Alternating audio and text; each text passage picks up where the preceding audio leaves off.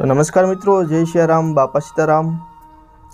आज मित्रों આપણે વાત કરવાની છે ખેડૂતોના ખાતામાં 2000નો હપ્તો ક્યારે જમા થશે, 2000ના બદલે 4000 જમા થશે કે શું, કઈ તારીખે જમા થશે અને કોને કોને આ હપ્તો મળવા પાત્ર નથી, સરકારે કેટલાક સુધારા વધારા કર્યા છે અને અંદાજિત ભારત દેશમાં કેટલા ખેડૂતોના ખાતામાં આ 2000નો હપ્તો જમા થશે। તો ખેડૂત મિત્રો, સંપૂર્ણ માહિતી મિત્રો તમને આ વિડીયોમાં જણાવવાની છે। વિડીયોમાં આગળ વધતા પહેલાં તમે ચેનલમાં પ્રથમ વખત આવ્યા હોય તો નીચે આપેલા બટનને દબાવી ચેનલને અવશ્ય સબસ્ક્રાઈબ કરી દેજો અને વિડીયોને લાઈક કરી વિડીયોની લિંક તમામ મિત્રો સુધી શેર કરી દેજો। તો મિત્રો, હવે આપણે વાત કરીએ પીએમ કિસાન યોજના હેઠળ ખેડૂતોના ખાતામાં જે 2000 રૂપિયાનો હપ્તો જમા થાય છે તેના વિશે મિત્રો આપણે વિગતવાર તમને જણાવીએ। તો હવે આપણે આ 19મો હપ્તો જે ખેડૂતોના ખાતામાં જમા થવા જઈ રહ્યો છે તેની વિગતવાર તમને વાત કરીએ તો ખાસ કરીને સૌપ્રથમ તમને જણાવી દઈએ કે 2000ના બદલે 4000 જમા થશે કે 2000 જ તે। તો ખેડૂત મિત્રો, બજેટમાં અમુક એવી વાટાઘાટો થઈ હતી, પરંતુ આ વખતે જે 19મો હપ્તો જમા થવાનો છે તે હપ્તો 2000નો તે રહેશે। જો ભવિષ્યમાં તેમાં સુધારા વધારા કરવામાં આવે તો આગળ ફેરફાર થઈ શકે, પરંતુ પીએમ કિસાન યોજના હેઠળ જે ખેડૂતોના ખાતામાં જે 2000નો હપ્તો રાબેતા મુજબ જ તે રહેશે અને 2000 રૂપિયાની રકમ જ તે ખેડૂતોના ખાતામાં સીધી જમા કરી દેવામાં આવશે। અને મિત્રો, હવે તમને વાત કરીએ કે ક્યારે જમા થશે। તો ખાસ કરીને આપણા ભારતીય સરકારના કૃષિ મંત્રી શ્રી કેન્દ્રીય કૃષિ મંત્રી શ્રી શિવરાજસિંહ ચૌહાણે જણાવ્યું છે કે આગામી 24 ફેબ્રુઆરીના રોજ આ હપ્તો જમા થઈ શકે છે। 24 ફેબ્રુઆરીના રોજ વડાપ્રધાનના હાથે બિહારમાંથી આ હપ્તો જમા થઈ શકે છે। અને આ હપ્તો મિત્રો હવે તમને જણાવી દઈએ કે કોના કોના ખાતામાં જમા ન થઈ શકે, એટલે કે આ વખતે જે આ 19મો હપ્તો છે પીએમ કિસાન યોજના હેઠળ એ કેવા ખેડૂતોના ખાતામાં જમા નહીં થઈ શકે।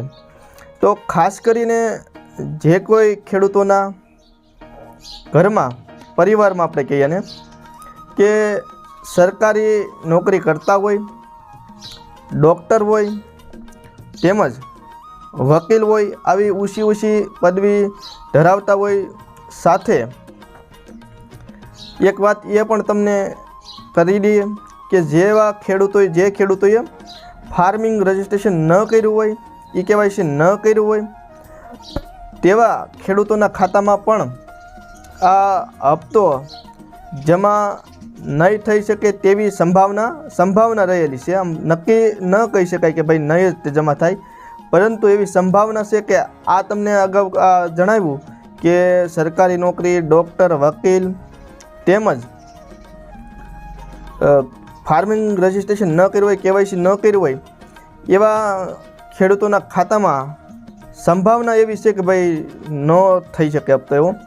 તો ખેડૂત મિત્રો, તમારે વહેલી તકે ફાર્મિંગ રજિસ્ટ્રેશન કરી નાખવું, કારણ કે જો તમે ફાર્મિંગ રજિસ્ટ્રેશન કરી નાખશો તો એમાં એક તમને કાર્ડ પણ તમને મળશે, સાથે અલગ અલગ જે યોજના છે ખેડૂતોને લગતી તેમની માહિતી તમને મળતી રહેશે અને એનો લાભ લેવામાં તમે ફાર્મિંગ રજિસ્ટ્રેશન કરેલું છે તો વગેરે ખેડૂતોને લગતી તમામ યોજનાઓનો લાભ લેવામાં રહેશે।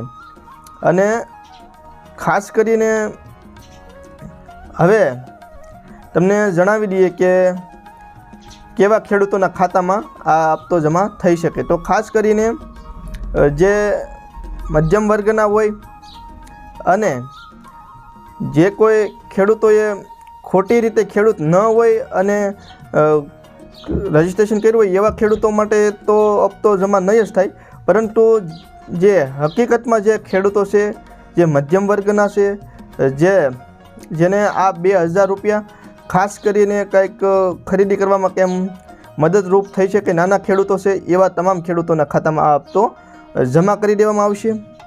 આ માટે કોઈ ખેડૂતોએ એવી કાંઈ ચિંતા કરવાની જરૂરિયાત નથી, કારણ કે આ ઘણો સમય આપ્યો છે ફાર્મિંગ રજિસ્ટ્રેશન કરવાનો.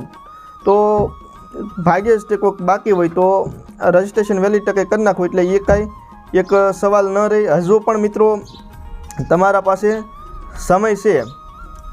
તમારે જો ફાર્મિંગ રજિસ્ટ્રેશન ફોનમાંથી કરવું હોય તો એના માટે પણ યુટ્યુબમાં તમારે સર્ચ કરવાનું કે PM કિસાન યોજના હેઠળ જે ફાર્મિંગ રજિસ્ટ્રેશન કરવા માટેની જે પ્રોસેસ છે તેવું તમે સર્ચ તેના વિશેનો વિડીયો એવી રીતનું સર્ચ કરવાનું.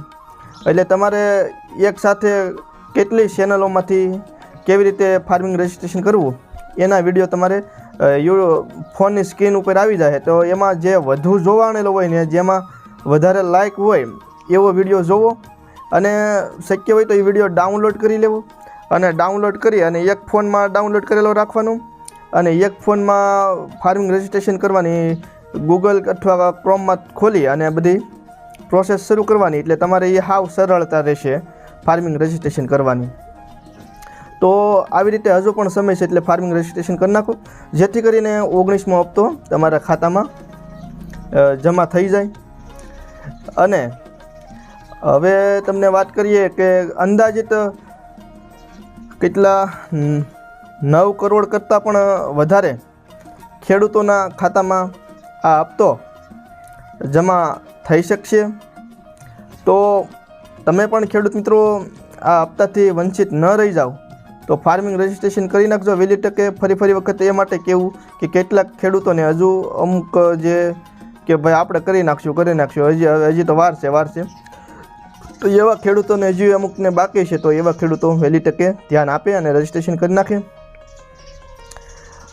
અને ખેડૂત મિત્રો તમને જણાવી દઈએ કે આ ચેનલમાં ખેતીવાડીને લગતી તેમજ અન્ય તમારા જીવન ઉપયોગી માહિતી તમને આ વિડીયો ચેનલમાં મળતી રહેશે.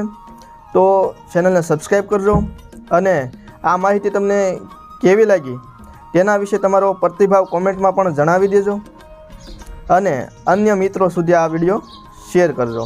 તો ફરી મળીશું હવે નવા વિડીયોમાં. ત્યાં સુધી મિત્રો જય શ્રી રામ અને બાપા સીતારામ.